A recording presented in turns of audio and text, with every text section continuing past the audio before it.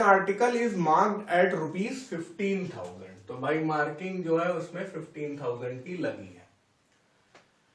A dealer sells it to a consumer at 10% profit. तो भाई यहां से जब यहां आएंगे तो बीच में 10% प्रॉफिट मारा जाएगा। किसके द्वारा? डीलर के द्वारा। ठीक है, ठीक है, डीलर की यही रोजी रोटी है, तो वो बीच में 10% प्रॉफिट ले रहा है, कोई प्रॉब्लम नहीं है जब तक ईमानदारी से जीएसटी जमा कर रहा है। तो if the rate of GST is 12%, GST rate जो है 12% आ गया। फाइंड द सेलिंग प्राइस, पहला part, excluding tax of the article. तो ये कॉस्ट प्राइस है, तो सेलिंग प्राइस क्या होगी? Selling price is equal to cost price plus 10% profit, है ना। अब यहां पे मैं कॉस्ट प्राइस बोल रहा हूं ₹15,000 को, और सेलिंग प्राइस हम लोग निकालने की कोशिश कर रहे हैं, है ना। डीलर के लिए ये कॉस्ट प्राइस था, डीलर के लिए ये सेलिंग प्राइस होगा जो हम लोग निकालने जा रहे हैं।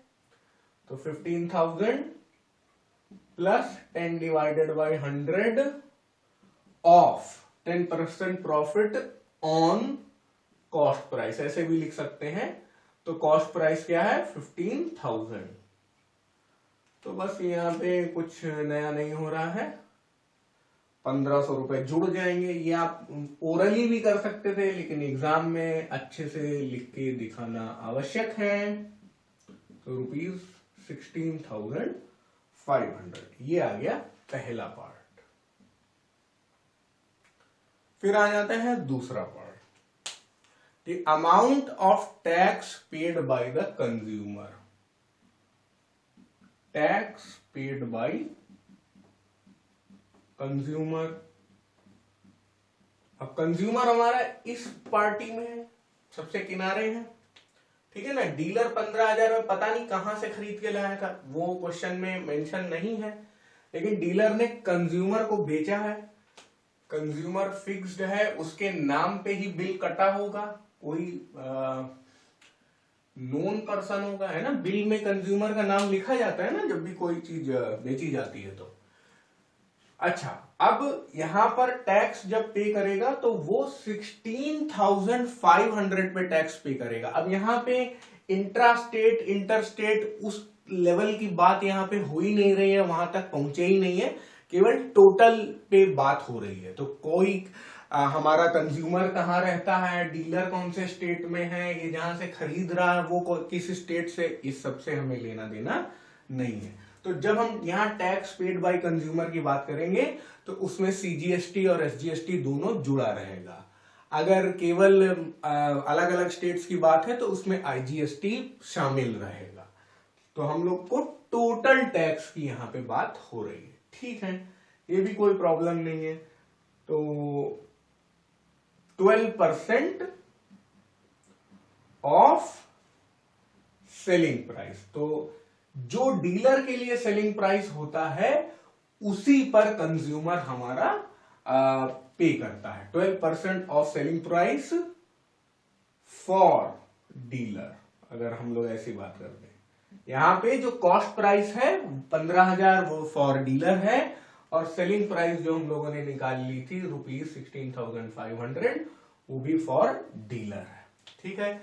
या हम लोग बोल सकते हैं 12% of cost price for consumer, ये भी बोल सकते हैं, क्योंकि देखिए ये 16,500 कंज्यूमर के लिए कॉस्ट प्राइस है और यही 16,500 डीलर के लिए सेलिंग प्राइस है।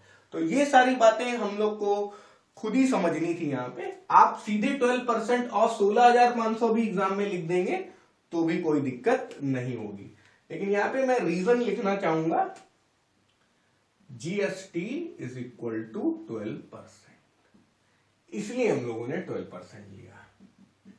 तो 12 divided by 100 into selling price for dealer कितना है? 16,500। तो अब ये दोनों कट जाएंगे, और कट जाने के बाद ये वैल्यू कितनी आएगी? बोलिए भाई, बोलिए बच्चों। 1980। ठीक है, तो ये आ गया आपका टैक्स पेड बाय कंज्यूमर। फिर थर्ड पार्ट तो बहुत आसान है।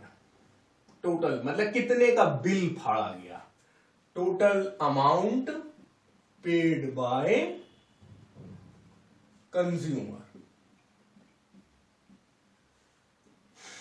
तो कंज्यूमर भाई कितना पे कर रहा है, 16,500 तो पे कर ही रहा है। कॉस्ट प्राइस फॉर कंज्यूमर ऐसे लिख सकते हैं,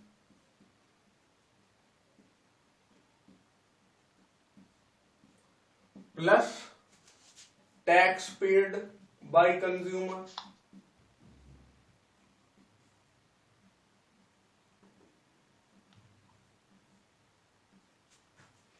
कॉस्ट प्राइस फॉर कंज्यूमर यही है 16,500, सबसे पास में रेट उसी के उसके यही है, प्लस 1980। तो हो जाएगा कितना, बोलिए बच्चों, 18480। 18480। Sir, can't we write like total tax paid by the consumer?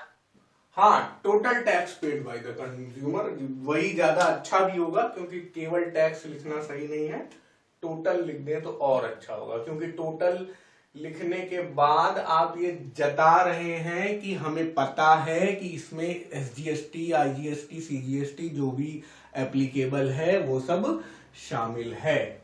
So now this question is done. लेकिन अब यहाँ पे एक प्रैक्टिकल प्रॉब्लम है। क्या प्रैक्टिकल प्रॉब्लम है, यही जितनी क्वेश्चन में लैंग्वेज है उससे यही आंसर और यही आंसर बनता है, बिल्कुल सही बात। बट प्रैक्टिकल प्रॉब्लम क्या है कि क्वेश्चन कह रहा आर्टिकल इज मार्क्ड ₹15,000।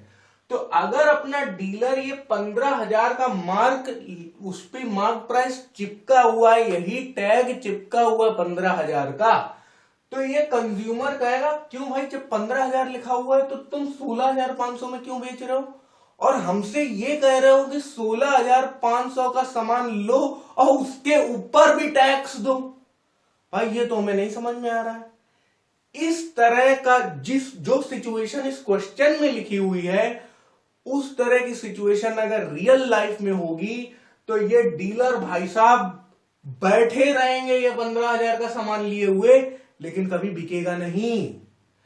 अब इस क्वेश्चन में ये होना चाहिए कि डीलर 15,000 का टैग उतार कर 16,500 का टैग चिपका देता है। अगर ऐसा लिखते हैं तो बिक जाएगा। देखिए, अब कंज्यूमर हमारा ये मानता है कि हाँ यार, अगर 16,500 इसमें चिपका हुआ है तो उसके ऊपर हमें टैक्स बनता है यार, सरकार को देना पड़ता है। लेकिन कोई कंज्यूमर नहीं मानेगा कि 15,000 का टैग उसमें चिपका है और डीलर 16,500 मांग रहा और कह रहा सरकार का भी दो। सोचो, 15,000 का टैग लेके ये डीलर पहुंचा इसके पास और कहता है सर आपको देने पड़ेंगे 18,480। क्या भैया कोई देगा इतने पैसे? कमेंट्स में लिख के बताइए।